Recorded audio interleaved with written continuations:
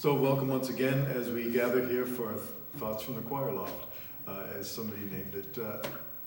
When we hear the readings for the fourth Sunday of Easter, they will at first glance seem familiar. Once again, we're reading from the Acts of the Apostles. Once again, we're reading from the first letter of St. Peter. And then once again, we're reading from the Gospel according to John. So far, so familiar Easter season material.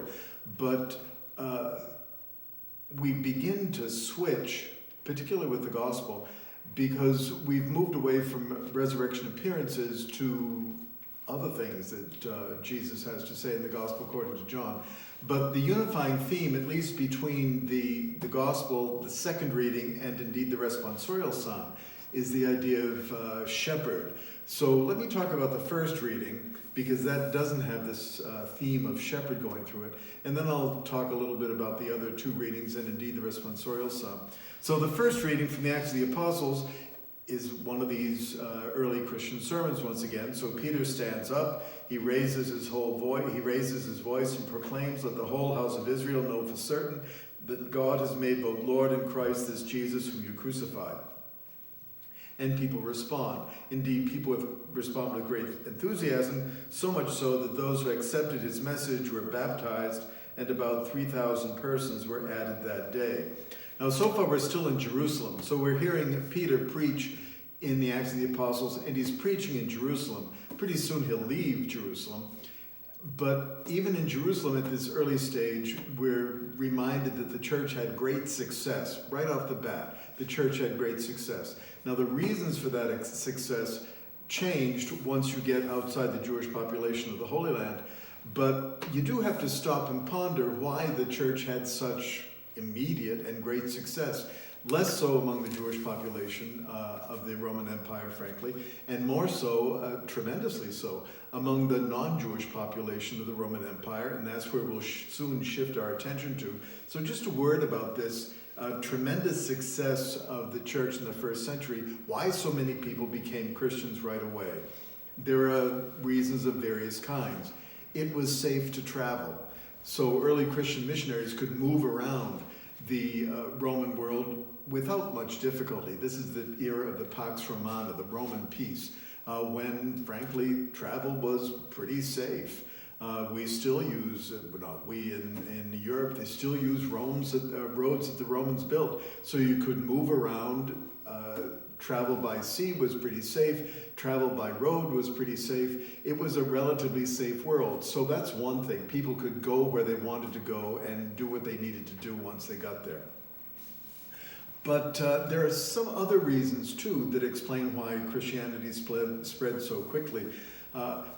One thing is that, as far as we can tell, in the Roman world, the world where the traditional Greek and Roman gods were worshipped, almost nobody believed in them anymore. Which is to say, almost nobody believed that if you went up Mount Olympus in Greece, when you got to the top, you'd bump into, if you were Roman, you'd bump into Jupiter and Juno. If you were Greek, you'd bump into Zeus and Hera.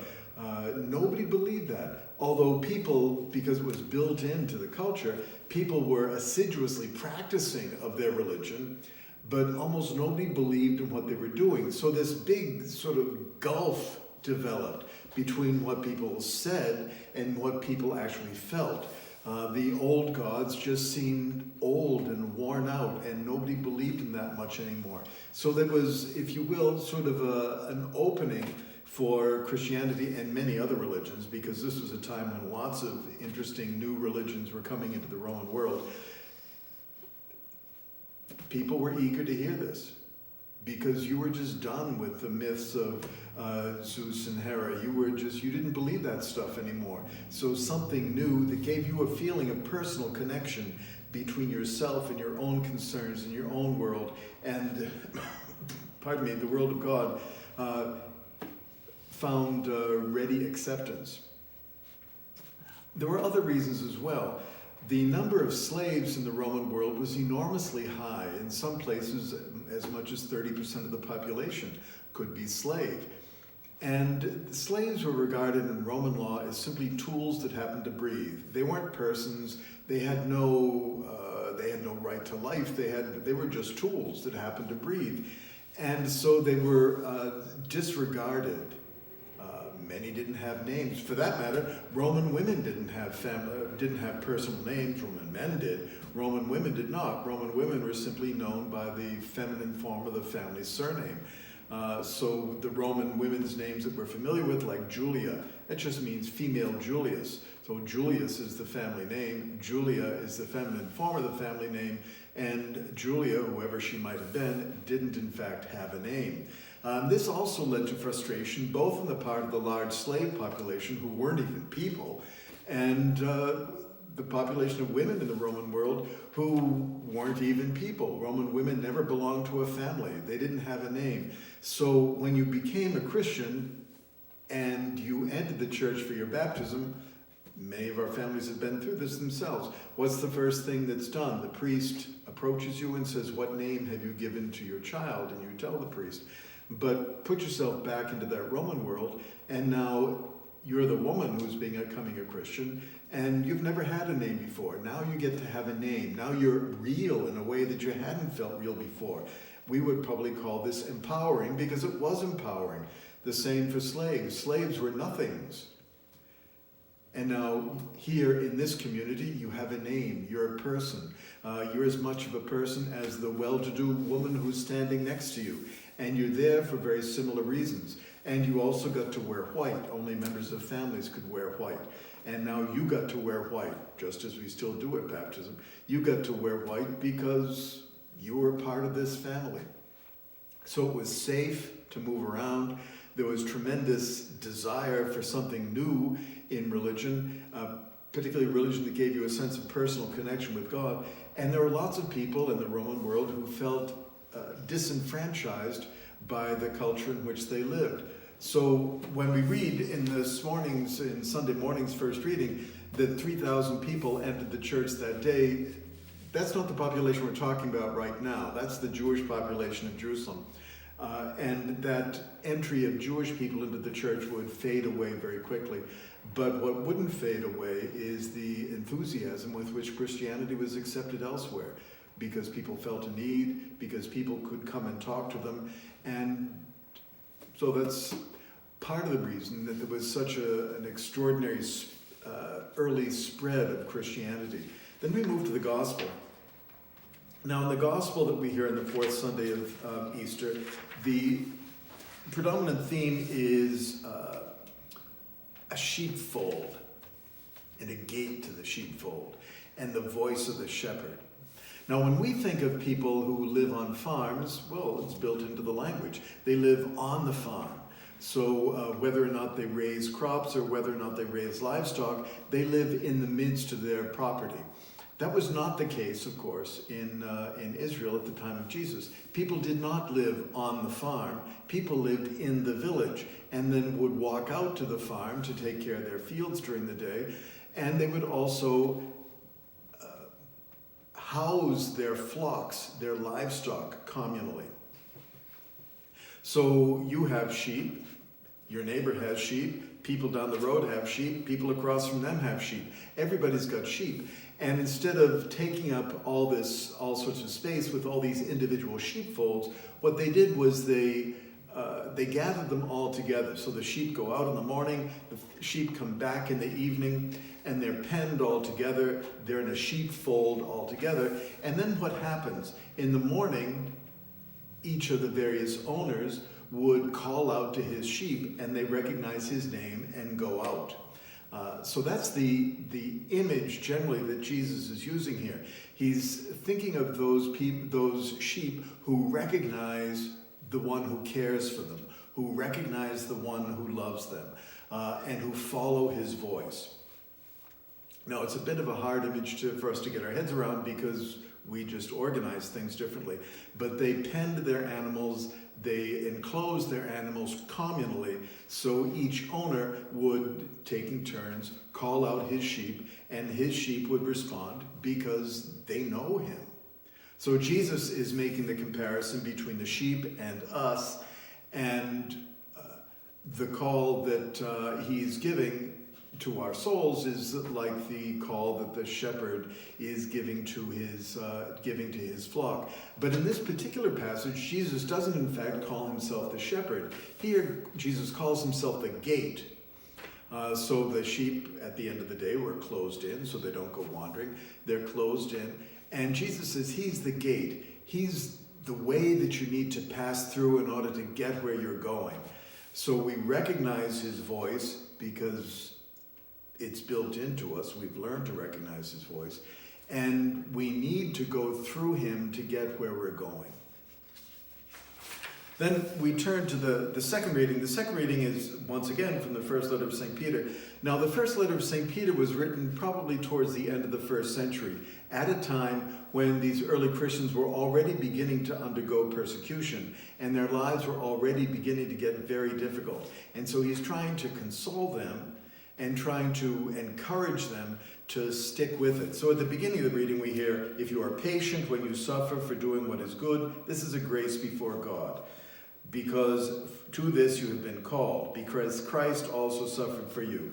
So he's talking to these early Christians about the fact of their life. They're starting to get in trouble with the local authorities, they're starting to get in trouble with local police, and their lives are becoming painful. And so St. Peter is saying to them, hang in there.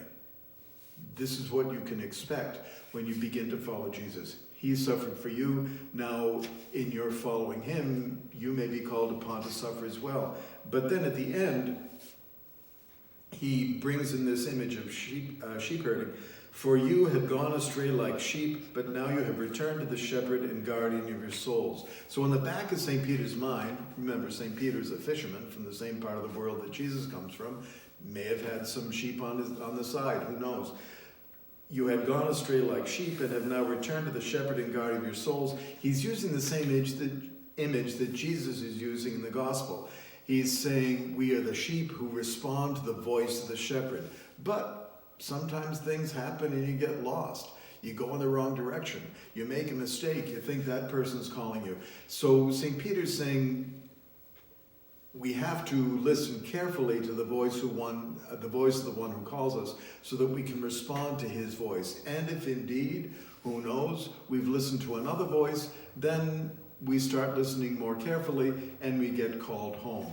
So both in the gospel and in the second reading from the first letter of St. Peter, we're talking about this image of the sheep hearing the voice of the one they know cares for them, the one that they trust to care for them, to get them where they're going and get them there safely and home again safely.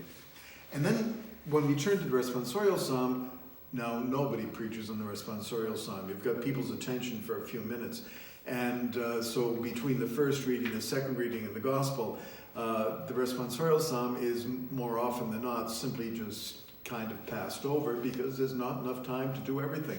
But this week, the responsorial psalm fits in rather snugly with this theme of shepherding because it's the psalm that we're familiar with. Psalm 23, the Lord is my shepherd, I shall not want. In verdant pastures he gives me repose. Beside restful waters he leads me, he refreshes my soul. Now the image that comes to mind, I bet, for nearly all of us, is something that we probably saw in a child's Bible or something. Jesus as the young man with the little lamb skipping around, and he is the sweet, nice shepherd. Now that's not really what the psalm is about. One of the titles that the king of Israel had, back in the days when Israel had a king, one of the titles that the king of Israel had and used and was familiar with, the people would have been familiar with, is the shepherd of Israel. The king was the shepherd of Israel. Now there came a time in Israel's political history when there were no more kings.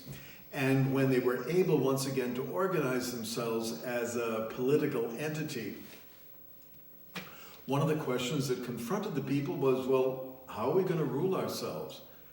Do we want to do the king thing again? We had kings for like 400 years, and truth to tell, aside from David and Josiah and Hezekiah, with a glance at Solomon probably, there were maybe like 3 or 4 decent kings out of a 400-year history of having kings. And some of the others were very awful indeed. So Israel wasn't entirely sure that they wanted to do the whole king thing again. And so different propositions were made to the people that were just sort of being discussed. Do they want to have the priests rule? Some people thought that was good, other people thought that wasn't good. Do they want to have a soldier rule, sort of a military dictator, if you will? So there were a variety of possibilities that were being sort of discussed by the people of Israel when they came back to their homeland and started to organize themselves. And one of the possibilities was to let God be king. And that's what this Psalm 23 is in fact about. So it's not about bucolic shepherd wandering around the hills with the little lamb skipping about. It's about someone saying, look, I don't know about you folks, but as for me, the Lord is my shepherd. In other words, the Lord is the king that I'm going to follow. So what he is suggesting, regardless of what imagery comes to mind, what he is suggesting is a return to a yet earlier time of Israel's history when they lived in what we would probably consider a theocracy. God was the ruler, and we followed the laws that God gave us, and we would live in peace and harmony because we had allowed God to be the king. We had allowed God to be the ruler.